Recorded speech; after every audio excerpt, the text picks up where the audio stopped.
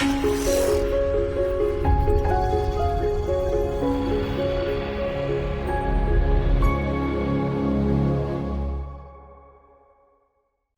so we're going to talk about a couple of things today. So technology as a service and also advanced packaging.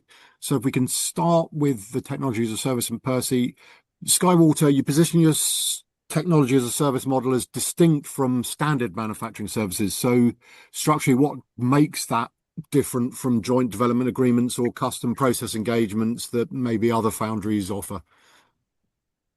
Yes, I think Phil, probably the biggest advantage that we have are in three areas: is access, is speed, and it's end-to-end support.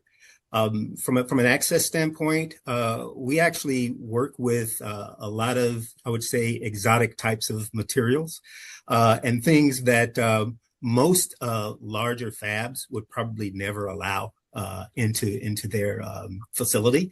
But we are flexible in our ability to work with those types of materials. And because we're actually in a production environment, we're actually able to do that type of work real time and on real production tools. And so that gives us the advantage of speed, right? Because essentially you are working on the same tool set that you would eventually do your kind of mass produced, product once it's all done, right? So you're doing your experimentation work on the same tool set. And so from that access and from that speed, cycles of learning that are improving, you're able to get, the benefits of that. And then when I say end-to-end support, these new materials, these new integration schemes, these new processes that we're putting together, what we want to do at the end of the day is actually to have it supported with a design kit, with a PDK, so that from an innovation standpoint for products that are coming off of this new platform, you have the ability and the infrastructure there to be able to do that. So for this new space of very, kind of advanced types of processes and materials and things like that, we have the ability to do the end-to-end. And again, we offer it with speed, with accessibility, and with, I think from a manufacturable standpoint, the immediacy of being able to ramp that into products. That is a bit different than what I would say a standard joint development alliance, would be. My background is I was at IBM for 21 years, and I actually ran the Joint Development Alliance there, right? And so what we did there was kind of more on a larger scale on conventional scaling, right? And again, we were basically chasing megahertz. We were trying to make sure that we had the lowest power envelope, real traditional types of things. And so the manufacturability of that was paramount. And so anything that was exotic, anything that would challenge the protocols that you had in place that had the potential of bringing the line down, it was a no-no. You would not allow that into your fab. And so our ability from a technology as a service, we have the ability to bring those new types of materials in and use that same type of manufacturing platform thinking in terms of doing that development process, being able to help the customer to be able to get to from proof of concept to kind of, mass production, in a shorter time frame. So thanks for that. And Ross, on the advanced packaging services side, I guess after AI, which clearly is the number one sort of buzz topic for everyone at the moment, but an advanced packaging isn't unrelated, but it's rapidly evolving itself as a key enabler for next generation semiconductors. So just your thoughts as to the main drivers of this shift away from what we might call traditional monolithic scaling. Yeah, well, I really see advanced packaging as a natural evolution in many respects, kind of a Moore's law, as the physics limits transistor scaling to smaller and smaller geometries. That doesn't change market demand for more performance. That's kind of an incessant dynamic in the market. It continues forward, but the industry is then needing to turn to new ways to innovate and deliver on that demand for performance. And so advanced packaging is one of the vectors for that, amongst others, but that's enabling higher density integration, bringing together different types of chips into various, new architectures that can drive performance, reduce power, and enable more and more flexibility. And so you're right, AI is kind of the key driver. It's the lead that's pushing this, but we expect and we're even seeing interest growing in other areas. One of the key ones is in quantum computing. And so that's an area that we've had a tremendous amount of involvement in that emergent market the last many years. And that's going to be critical for enabling higher qubit counts and more complex integrations that utility scale quantum computers will need. So that's just another example, but we expect that to go off into many different markets and uses. Oh, it's interesting. We maybe have a separate conversation on quantum computing because that's another sort That's a whole other topic. pet interest of mine. But yeah. And back to Percy. So I think it's fair to say, Scott, where you describe innovation occurring deep in the technology stack before standards or volume production exist. So I don't know if you can define that phrase perhaps a little more precise and again, contrast it. How does it differ technically and operationally from conventional foundry engagement? So conventional foundry engagements, they basically leverage the benefits of full scale, large, volume production of established processes, right? So they're well characterized, you essentially kind of mix or match those, kind of processes to produce, an end product. And even though those processes are very, very complex, they're known. Right. So you have that established, kind of baseline. But for what we're doing with our customer set, none of that exists, right? So a lot of times we'll have a customer that has something so unique that we literally have to kind of work with them to talk about first principles on, kind of how these materials will actually be processed in a tool, right? We, do some partnering with tool vendors or whatever to get some initial, recipes or whatever. But then we have to, with our, our engineers and our know-how, we work very closely with the customer to actually establish what the spec would be for this, kind of new type of material. And then, for instance, an example is you want to actually start to develop an etch recipe for a material that doesn't, has never been, kind of imagined to be part of a CMOS flow. So part of our advantage and our value proposition is that we're working with a lot of, kind of laboratory types of ideas. And for them to be able to scale it up and quote unquote, make it manufacturable, there's this connection or need to actually put it into a CMOS flow.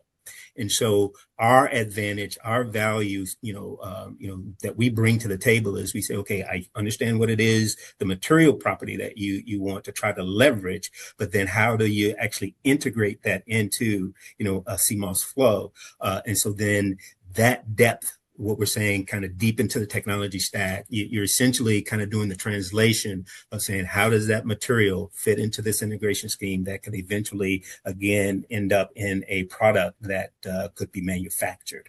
And a lot of times, believe it or not, some of these types of materials or these approaches or whatever, it's a big stretch to be able to say, can it be integrable? Right.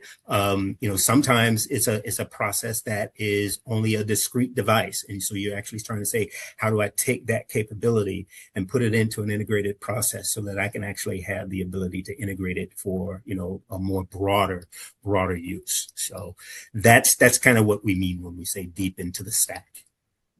Well, thanks for that. And Ross, in terms of what's going on in the advanced packaging space, chiplet-based architecture is clearly one of the industry focuses. What would you characterize as the biggest technical advantages they offer in around things like performance yield, which I know is very, very important, and design flexibility? Well, I think there's density. You think of size, weight, and power type of swap type of concepts that we talk about in the industry. Those are the advantages. So I think it enables higher density. It enables lower power performance through shorter interconnect lines and tighter integration. And I think also just the flexibility of being able to pull together chiplets from different process technologies, that you otherwise wouldn't be able to monolithically fabricate a chip with capabilities from, say, a compound semiconductor material and an advanced node chip, and then a sensor or a power management chip. And so I think there's just inherent, the whole operating envelope of that heterogeneous system can be more advanced than a monolithically integrated system. So that's it in a nutshell. Excellent. Um, and Percy, in terms of IP sensitivity, um, I think the suggestion is that it increases when innovation occurs at the process and integration level. So, what would you say are the primary categories of IP risk in this environment, and how do they differ from, shall we say, design level IP protection challenges? Right. So I think for the space that we operate in, I would say two main categories would be process knowledge, and then also integration decisions, right? And so what we have to do, for instance, from a process knowledge, because we're working very, very early in the early stages of capability, things like tool recipes, process flows, even nuances in the interactions of, how your process works in relation to certain design rules and things like that. So those combinations of things that you bring together, that is quote unquote IP that's very sensitive, that needs to be protected. And so in our model, we have multiple customers. And so we're working with all of them in, kind of early stages. And so some of those breakthroughs that you would have to develop in terms of that knowledge base, you want to make sure that you protect that, right? And then, for instance, integration decisions. You're working with some of these materials from a stress standpoint as you start to build it in a back end of line kind of stack.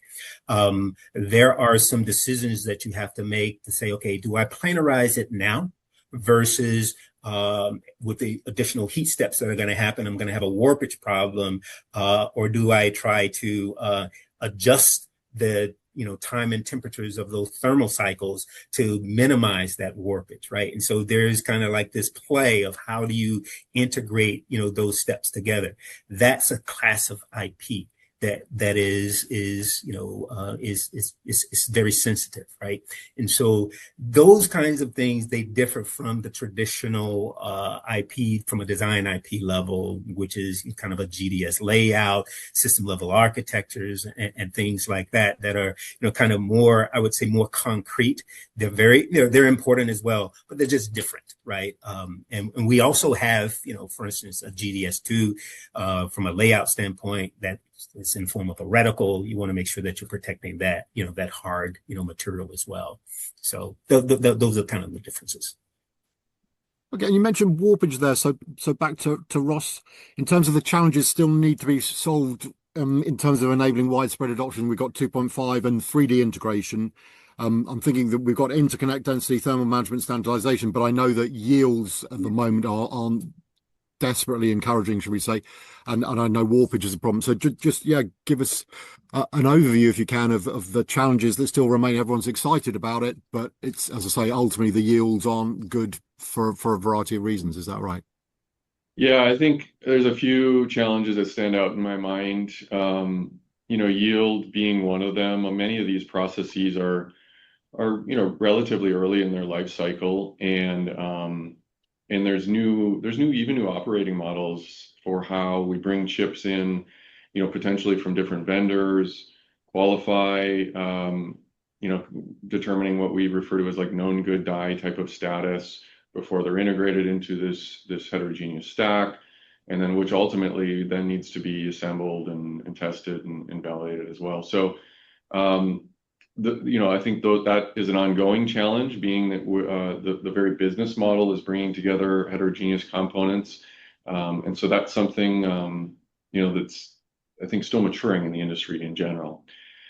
I think also just having infrastructure to meet market demand. We spend a lot of time at SkyWater thinking and talking about the fact that so much mixed signal foundational node wafer fabrication infrastructure has been offshored, and customer demand is resurging for that from Western supply base, and we're working hard to add capacity there. But as then we look to the future for the infrastructure to support the anticipated demand for Western produced advanced packaging solutions, there's a lot of investment needed, and there's a lot of scaling needed. And we have our operation in Florida, which we're scaling, but have our sites beyond that as well. We think demand for this is going to grow significantly. So there's a lot of infrastructure expansion to happen as well.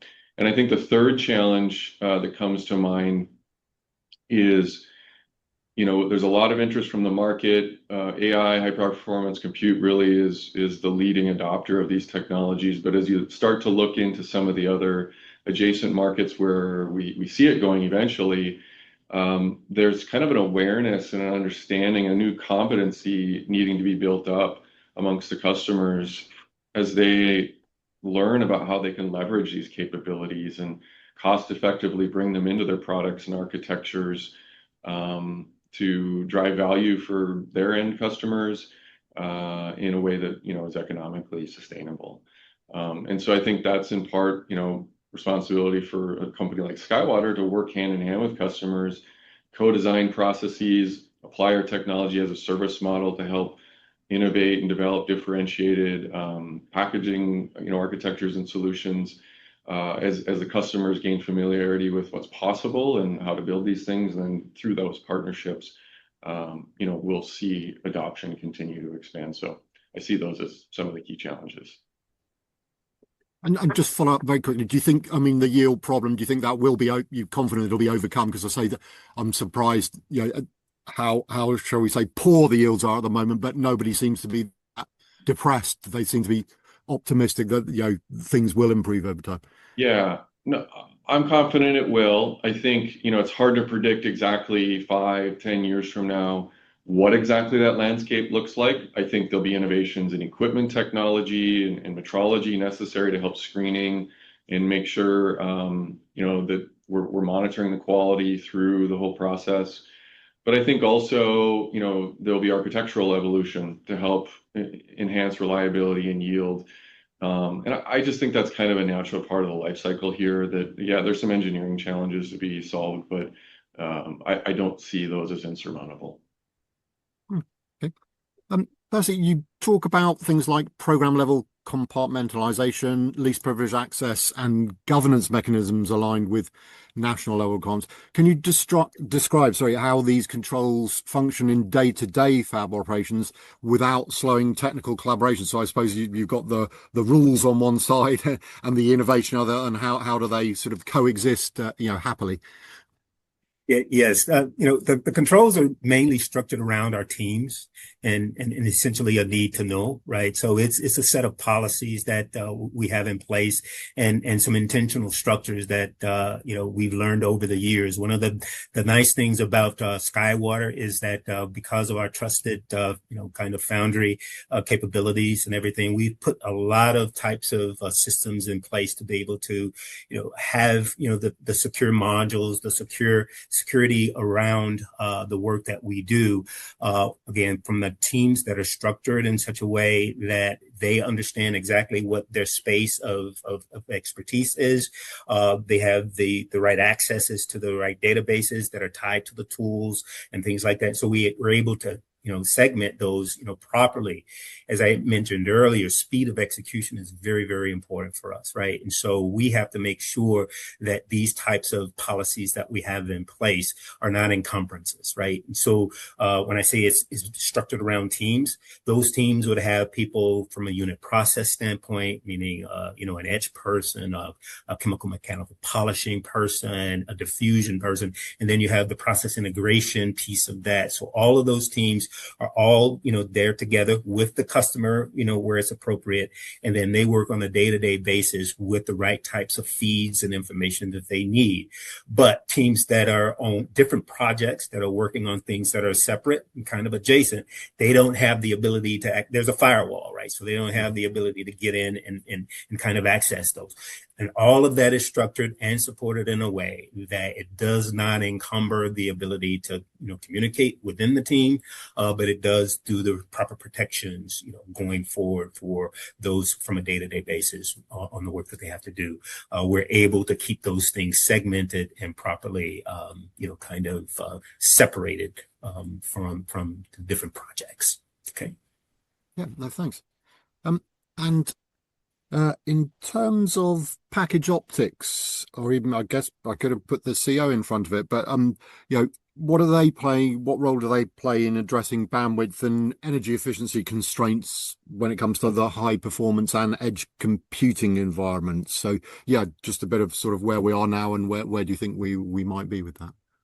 Yeah, I mean, optics and co-packaged optics and heterogeneous architectures have a huge role to play. And the way I come about thinking of it is you look at the forecast for data center power consumption, many years out, and you realize like something's got to give, right? And so there's going to have to be innovation along a number of fronts in order, well, to build more, increase the energy supply for these centers, but also to make them operate more efficiently. And optical data communication is one of the key levers in this. And by bringing the optics down into the package level through these co-packaged optics concepts is one of those key factors that will help continue to drive improved power efficiency and enable scaling ultimately of these systems that will be necessary.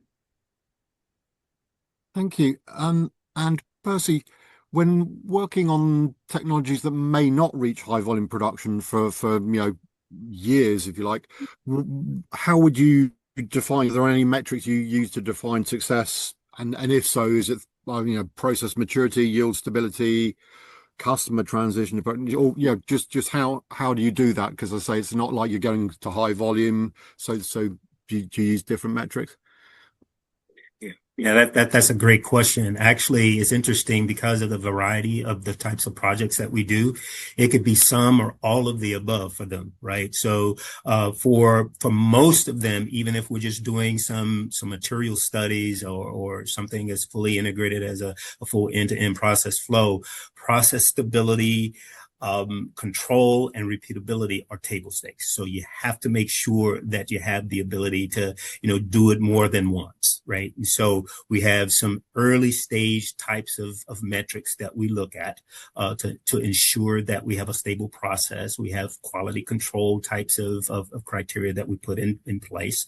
And then in some areas, specifically when we think about what the end, product needs are, we'll have things like early reliability assessments, right? And so there's a certain set of stages that you'll go through to make sure that you're progressing properly along the sequences to ensure that the product will be at the end reliable. And then there are other, programs that you'll do that you'll say essentially that the ability to actually etch that material and etch it with a certain amount of line edge roughness, and you have a metric on that line edge roughness, capability that you're able to hit that within the specs or the needs of of that end customer, and that might just be the only thing that you care about for that particular project, right? Is because no one else in the world has ever done it, and because you're using it in a application that requires a very, very aggressive, capability, for that particular, metric. We have a structured approach when we talk about projects that eventually will end up going to that full scale manufacturing. And one of the things, Phil, I have to, help you to understand is high volume manufacturing for some of these processes could actually end up being hundreds of wafers, right? Or 1,000 wafers. High scale, large volume has a different type of, meaning in some of these cases. And so that actually helps to inform what your readiness and your capability needs to be. Usually when you have it, in that type of I would say truncated type of set of runs or whatever, the criteria is actually even more strenuous because there's a lot riding on a single wafer, right? And so you have to make sure that you work with the customer to get the proper specs in terms of what the success criteria is, and then you work over the months and quarters to ensure that you're meeting those metrics. And Ross, I'd forgotten actually that I do have a question, well, a somewhat a question about quantum computing, because in terms of advanced packaging services, there are various emerging technologies like quantum computing. So, how important was advanced packaging where precision, scalability, and integration are critical, whether that's quantum computing or other emerging services. Yeah, it's a cornerstone. If you're doing quantum computing and you're not working on your advanced packaging scale-up architecture, you're behind the 8 ball in some respects.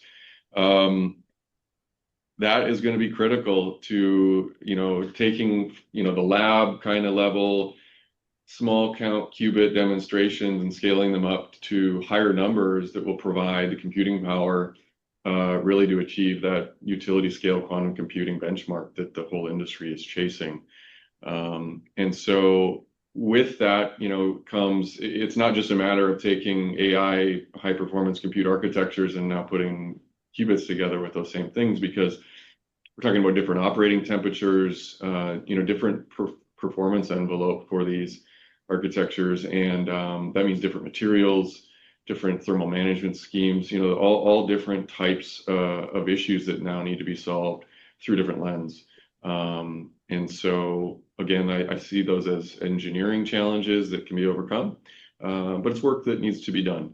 And so I think that's a critical thing. But we'll see it also going into other areas, other sensor architectures, in other areas too, with similar kind of timeline. There's innovation that needs to be done, prototyping, refinement of these designs, and so on. And we see that going forward in many different areas. And maybe just finally for both of you, it strikes me that collaboration is becoming so much more important, whether that's within the organization or organizations working with each other. I mean, for example, in advanced packaging, you change one parameter and then that has a knock-on effect for many others, etc. So just perhaps both of you could share your thoughts in terms of just how important you see collaboration and how you see that evolving, because obviously you've got sort of IP that needs protecting, but the power of collaboration is there for everyone to see. So just any thoughts you might want to share. I would say that it is critical. We would not be successful in our model, our task model, without it, because for us, at the space that we operate in, by that nature, you have to essentially collaborate with the customer as well as subject matter experts, across a range of different types of capabilities, right? And so within our organization, one of my main roles is to ensure that I have the right types of technical capabilities that come together on a moment's notice to solve some really tough problems.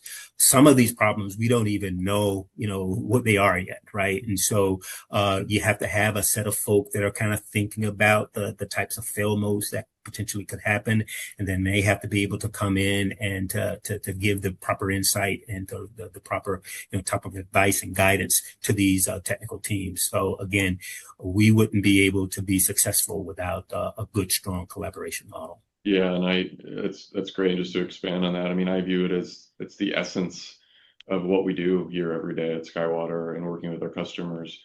In a conventional foundry engagement, you might have a standard qualified process and a customer is differentiating based on their design. But it's the same film stack and the interconnects are different to enable different circuits. As Percy mentioned a bit ago, we're enabling customers to innovate all the way top to bottom through the tech stack. That means new materials, new ways of integrating these films and so on.